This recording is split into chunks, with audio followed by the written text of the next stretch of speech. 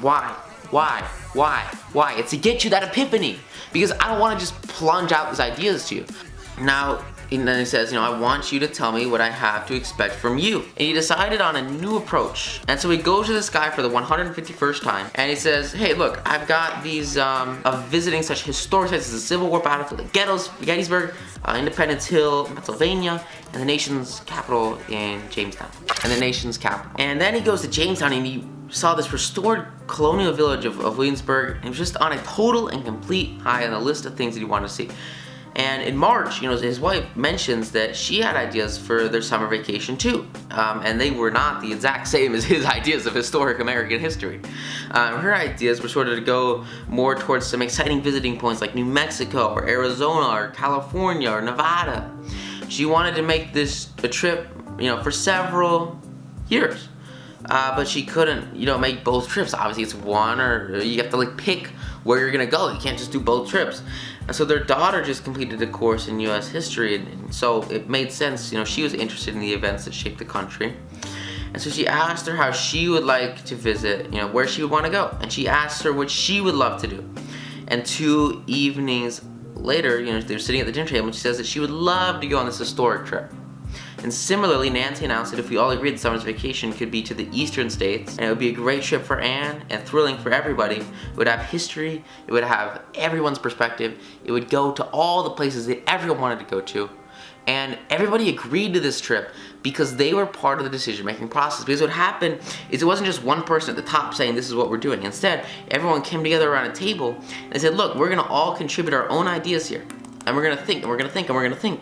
And then at the end, they come up with the same concept, the same core that they had earlier, but it's a core, and it's an idea, and it's a trip, and it's a vacation, and it's a plan that they come up with together, right?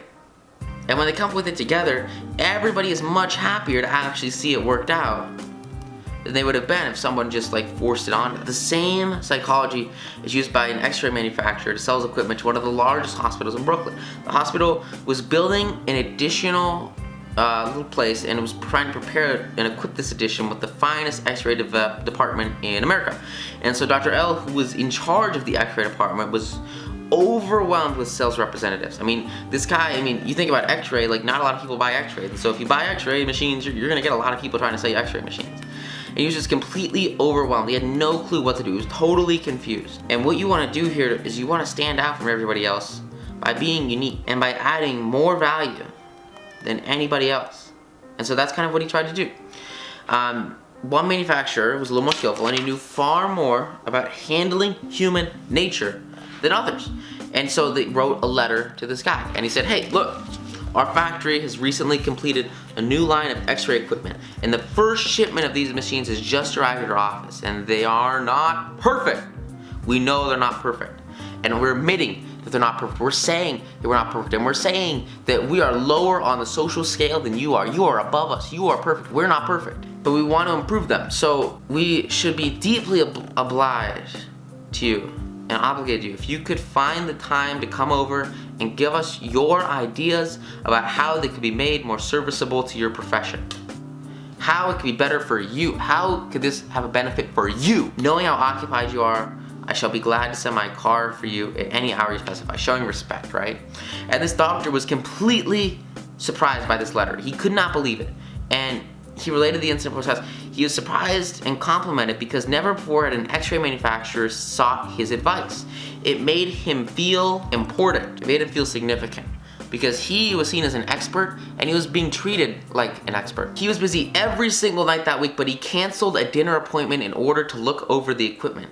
And the more he studied it, the more he discovered for himself how much he liked it. Because in reality, if you want to sell stuff, all you really need to do is increase the amount of time that other people spend around it. If I could have somebody watch, all my stock trades for the past year, and it would take them 25 days to do it. They're gonna be interested in whatever the heck I sell. It doesn't matter. All you want to do is increase the amount of time that people spend around your products, your services, and they will naturally just kind of want to buy from you. And so that's exactly what this guy does. He uses this idea of saying, hey, can you help me? And so nobody had to sell it to him. Nobody had tried to sell it to him because what happened is the idea of buying the equipment for the hospital was his own idea to him. And even though this sales representative obviously set this up so he would want to buy this stuff, he did not say, I want you to buy this. He let him figure it out for himself, and he sold himself on the superior qualities of the order. And also he got a higher level of service since he was able to actually customize it to his own likes, right? And figure out what would be best for him, and so he made it work the best for himself. Ralph Waldo Emerson, in his essay on self-reliance stated that in every work of genius, we recognize our own rejected thoughts. They come back to us with a certain, alienated majesty. Because the key here is to stick with the base, stick with the guns, and make people feel significant. Colonial Edward House wielded an enormous influence in national and international affairs while Woodrow Wilson occupied the White House. And Wilson leaned upon this colonel for secret counsel and advice more than he did on every member of his own cabinet. And the method that he used to influence the president was very, very, very, very simple. Because he knew, and he revealed himself to an author, Arthur D. Smith, in his article in the Saturday Evening Post. He said that after I got to know the president, I learned the best way to convert him to an idea was to plant it in his head, put it in his mind casually, but so as to interest him, so as to get him thinking about it on his own account. Great example of this. You look at Macy's and Gilbert's, which is another company, big retail company. They're the guys that own Saks, and they created Saks. Macy's was in Manhattan, and Saks was in Manhattan. Macy's wasn't. And the son of the chairmen of the boards on Macy's really wanted to get the company in Manhattan and have this huge department store in Manhattan. But this guy's grandparents, who kind of ran the company, they were super conservative and they didn't want to do it whatsoever. So one day he's at this special business dinner with a partner in a kind of similar industry but a different industry, and this guy says that he would love to buy the land in Manhattan. And this guy at Macy's, he's like, yeah, the land's amazing. I mean, there's so much growth, so many immigrants, so many people there, so many people walking in and out, so much foot traffic, such an insane amount of growth potential here. And as this is going on, he realizes, hey, look, I really want my grandparents to buy this land, but they won't do it. Would you casually let them know that you're interested in buying the land for Sears?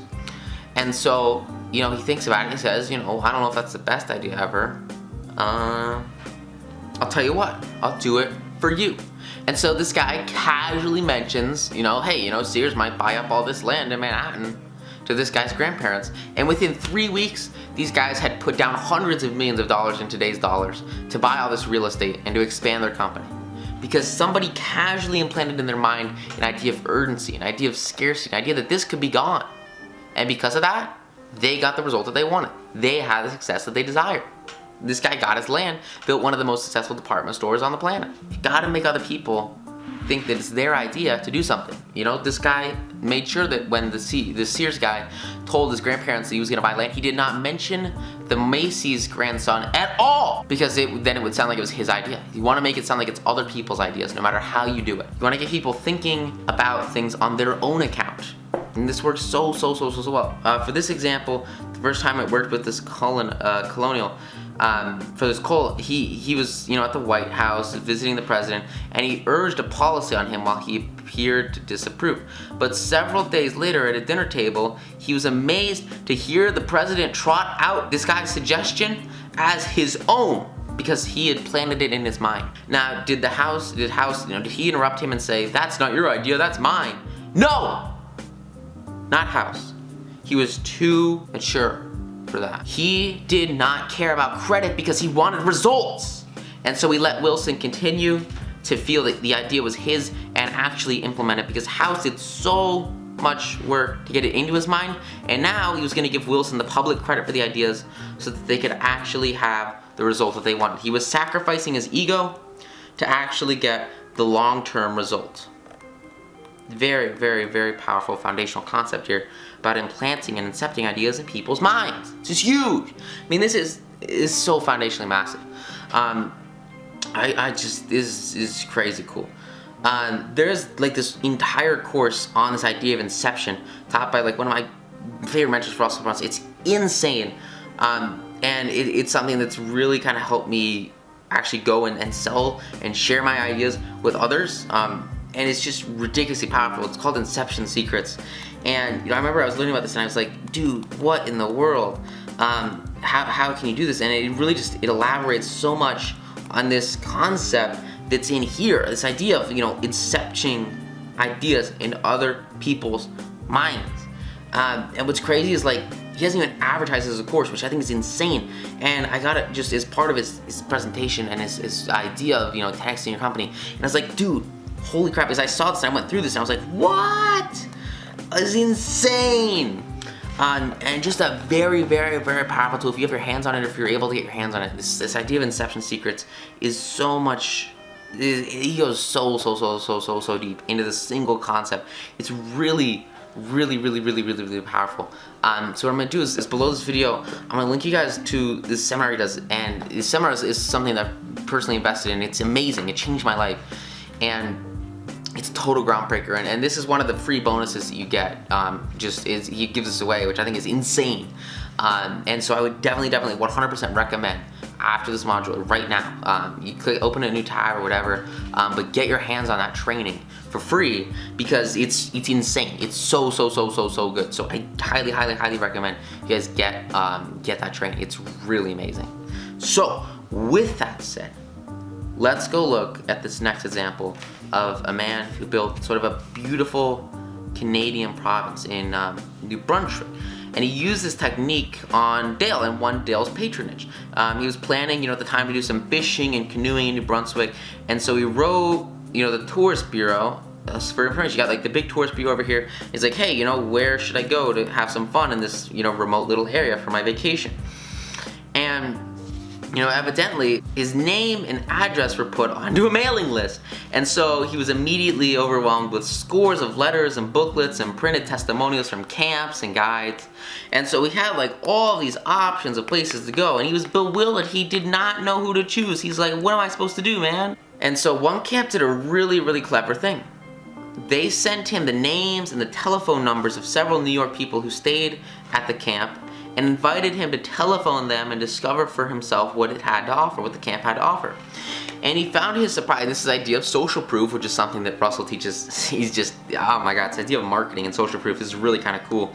And so he's got this huge list, and he sees on this list that, this list of tons of people, that one of the people there was actually one of his close friends. His name and his address of one of his really close friends that he had stayed with for a long time and had been really close to. And so because he found out that this person had been there,